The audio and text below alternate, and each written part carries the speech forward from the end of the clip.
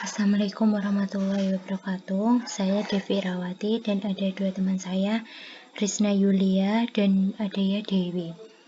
Saya akan mempresentasikan tentang jenis-jenis pasar modal dan mekanisme transaksi. Yang pertama, jenis-jenis pasar modal. Pasar modal merupakan sebagai tempat transaksi pihak yang membutuhkan dana atau perusahaan dan pihak yang kelebihan dana atau modal. Pasar modal memiliki peran penting dalam kegiatan ekonomi. Di banyak negara, terutama di negara-negara yang menganut ekonomi pasar. Pasar modal telah menjadi salah satu sumber kemajuan ekonomi sebab pasar modal dapat menjadi sumber dana alternatif bagi perusahaan. Jenis-jenis pasar modal. Pasar perdana.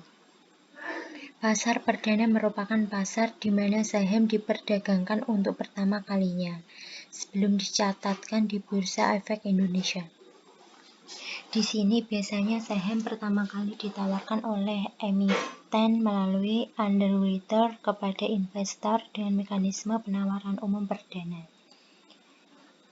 Untuk mempermudah memahami dan membedakan antara pasar perdana dan sekunder, sangatlah membantu jika diambil analogi jual beli mobil baru dan mobil bekas. Misalnya, Tuan Andre adalah seorang profesional yang sukses. Beliau membutuhkan mobil baru sebagai pelengkap penampilannya. Untuk itu, Tuan Andre memilih mobil Toyota dari PT Astrea International. Tuan Andre menghubungi dealer yang ditujukan PT Astra International untuk menjual mobilnya. Tuan Andre segera menyerahkan uang kepada dealer sebagai pembayaran mobil yang diinginkannya. Setelah mendapatkan pembelian dan penerimaan pembayaran, dealer yang ditujukan PT Astra International segera menyerahkan hasil penjualan kepada PT Astra International. Dalam hal ini, Tuan Andre berarti melakukan pembelian mobil di pasar perdana. Dalam analogi ini, PT Astra International mewakili emiten yang akan go public. Tuan Andre memiliki investor, dealer mobil memiliki underwriter. Yang kedua, pasar sekunder. Pasar sekunder adalah semua transaksi efek setelah pasar perdana. Pasar sekunder dilaksanakan di bursa efek. Harganya ditentukan oleh lelang, penawaran dan permintaan, dan perdagangan dilakukan oleh pialang atau perantara perdagangan efek. Nilai perdagangan saham sehari-hari yang dilaporkan melalui media informasi. Sebagian besar merupakan transaksi dari pasar sekunder. Pasar sekunder terdiri dari pasar reguler dan pasar non-reguler. Jenis-jenis pasar sekunder. Yang pertama ada pasar reguler. Pasar pada reguler perdagangan efek diselenggarakan berdasarkan mekanisme pasar yang dilakukan secara terus-menerus selama jam perdagangan. Transaksi saham yang paling ramai terjadi di pasar reguler dengan melibatkan banyak pemodal, baik pemodal perseorangan maupun pemodal institusi. Mengingat besarnya nilai dan volume transaksi di pasar reguler, sehingga pasar reguler identik dengan pasar modal. Yang kedua, pasar non-reguler.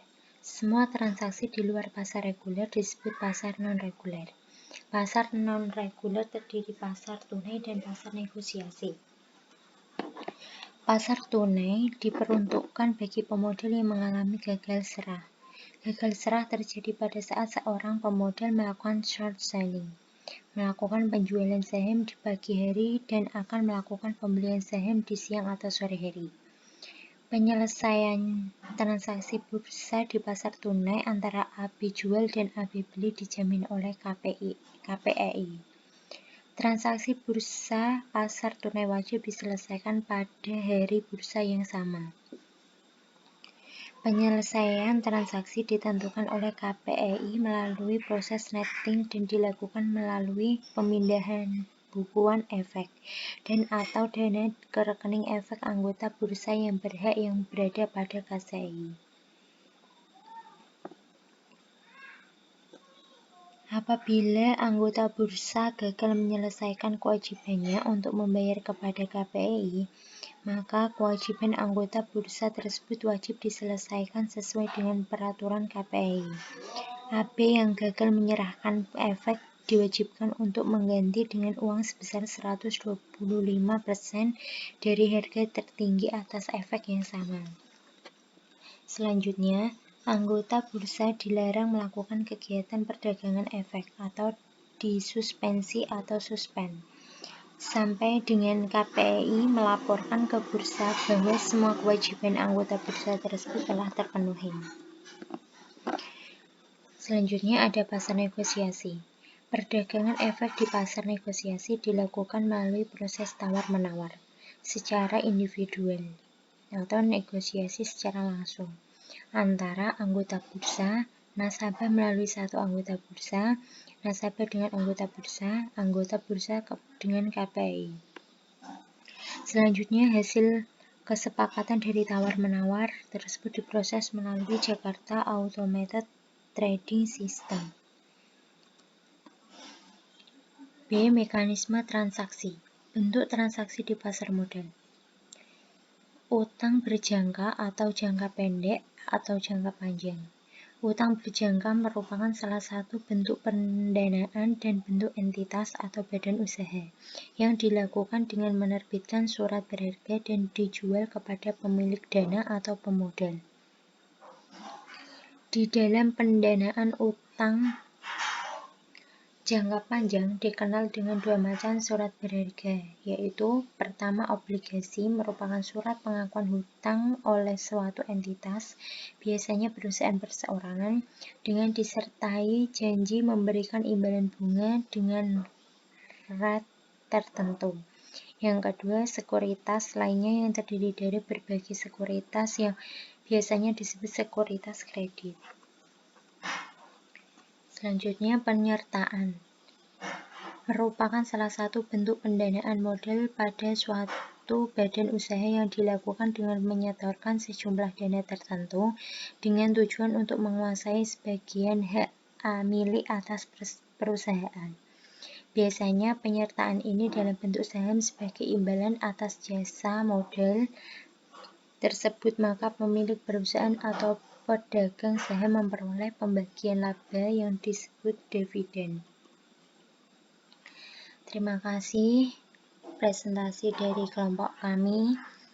Maaf jika ada kesalahan dalam penulisan. Wassalamualaikum warahmatullahi wabarakatuh.